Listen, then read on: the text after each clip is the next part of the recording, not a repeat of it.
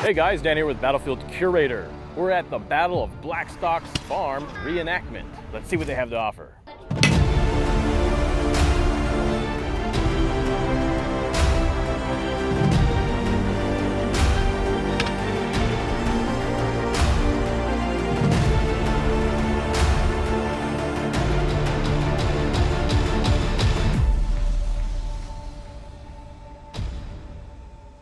Now, this reenactment took place the middle of October in Union, South Carolina.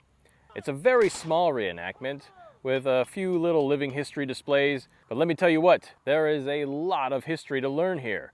I really liked the demonstrations for the weapons. This was the epitome of a modern firearm back then, a flintlock musket. If you joined the army, and it didn't matter what side you were on, you would be issued a musket. For the British, of course, was the Brown Bess, second model.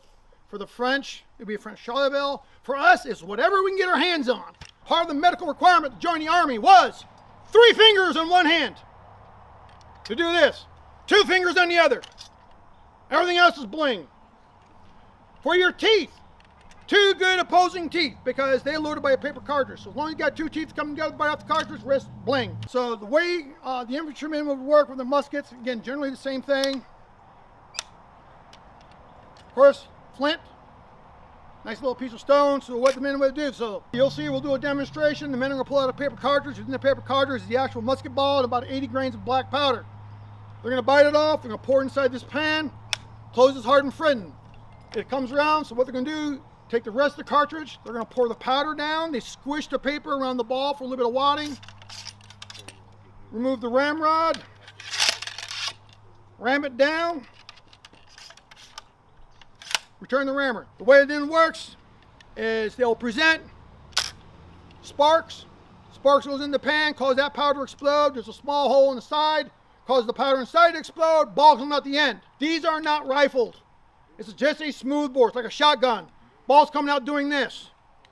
Who knows where it goes? And the powder back then looked like Rice Krispies, or no, like cornflakes. It was very chunky. So depending on weather like this, it may not even go off. Or the ball's going like shh, boom, or it may come out and just have enough energy to go boom and fall off. They weren't that accurate. That's why people say, well, why do you stand shoulder to shoulder? These things weren't very accurate. But it's for a reason. It was the tactic of the time, was to get close enough to use the bayonet. The British all trained with the bayonets. We didn't have any. We didn't have enough. Again, beginning of the American Revolution, we were all militia anyways. And even as we became continentals, we didn't have the supply system to create the bayonets. The British had bayonets. This is what won the battle. 2 feet of cold steel. It's dull. That's the only sharp end. Trust me, I don't have to sink this all the way into you to get you to run away. All I gotta do is walk towards you, and generally the Americans went, deuces, we're out of here. We don't have bayonets. If you look at our battle record up to about 77, 78, we lost a good chunk of our battles because when they charged the bayonets, we left. Kings Mountain, every time they charged the bayonets, the riflemen backed off. And then they started picking them off and they came back up again. We also technically didn't aim. Now the British, when they fired, they were usually turned because, of course, you have a big spark coming out the side. They didn't want to burn their eyes. Von Steuben, who taught us how to use the musket, how to use the bayonet, created the command of take aim. For the simple reason, if you look down the barrel, naturally it comes down. If you don't look, you have a tendency to rise. The British were notorious for shooting high. Battle of Eutaw Springs, Marion wrote about how he could hear all the bullets whistling over his head and it was snowing on him from all the leaves. Not a single member of his side got hit by a musket ball. 1 battalion down, different animal. They got hit all over the place. So they charged with bayonets. So that's why once the France provided us muskets and bayonets, we were taught how to use it. 78, 79. Now we're fighting toe-to-toe with the British, just as brutal. So what we'll do is we'll fire a couple rounds so you guys can get appreciation before this afternoon's battle, and then you're welcome to come into camp, and we can show you the rest of our toys. Make ready! Take aim! Fire! Time to load! That worked out well. Mother Nature does have a say. If there's humidity in the air, it could actually delay the fire. That's why no battles were ever fought in a rainstorm or a snowstorm. Black powder does not react well with water.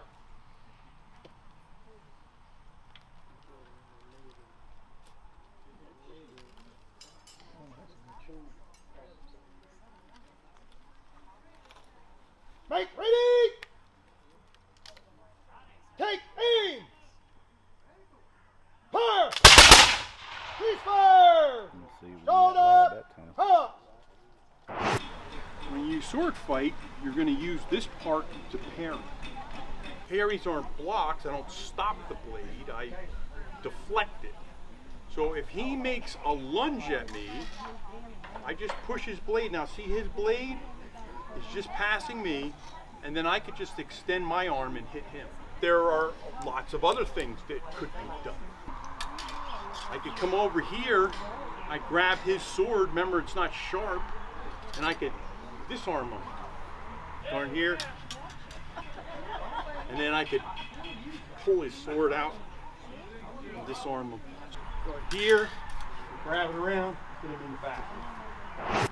We have South Carolina History Teacher of the Year, Michael Burgess, talking about the Battle of BlackStock's. Now Sumter, and I mentioned earlier today, does not get the credit he deserves as a tactician.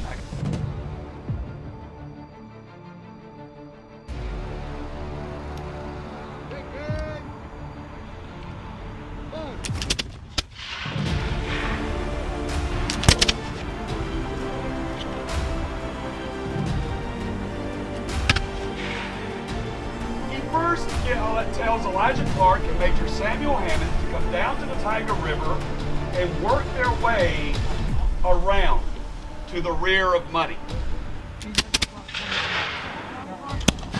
Money is continuing to press, Twiggs giving a slow retreat until he is within 200 yards of this line. He's within rifle range. And he now realizes the mistake he has made, because lead rains down on Lieutenant John Money. He and other officers are wounded quickly.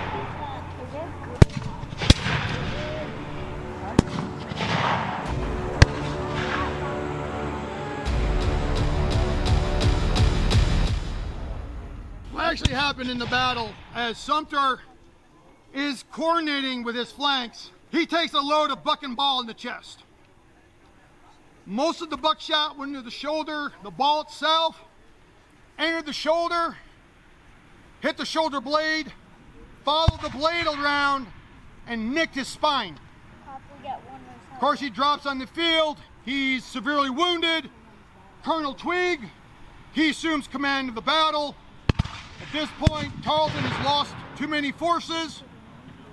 He retreats back 2 miles, links up with the 71st, he links up with his dragoon, or the rest of his dragoons, the artillery. Twigg, the rest of his men gather and they leave. They keep the fires burning at night. I think there's a camp here. Everyone else gathered their stuff. They took off. So this being a small reenactment in a small town, it was very entertaining. It was actually pretty cheap. The food was cheap, the entry fee was cheap.